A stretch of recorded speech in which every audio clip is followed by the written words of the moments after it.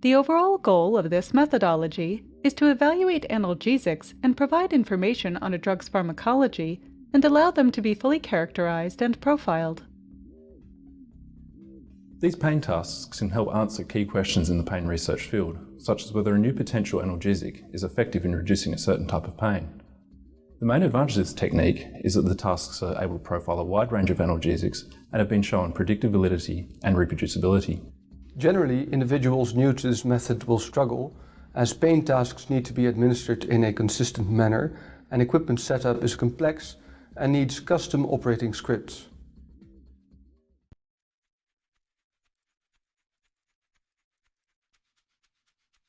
Prior to the assessment tasks, obtain informed consent, then provide instructions for pain scoring. Introduce the subject to the electronic visual analog scale slider and instruct them to indicate the intensity of their pain on a scale from 0 to 100% or intolerable pain by moving the slider from left to right.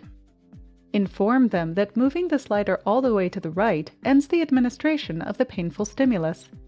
Provide standardized definitions and instructions for pain scale reporting during training and whenever necessary throughout the experiments. Next, prepare the area 100 mm distal from the caudal end of the patella for the electrical stimulation task. Shave the skin if necessary, then clean the area overlying the tibia bone using skin preparation gel.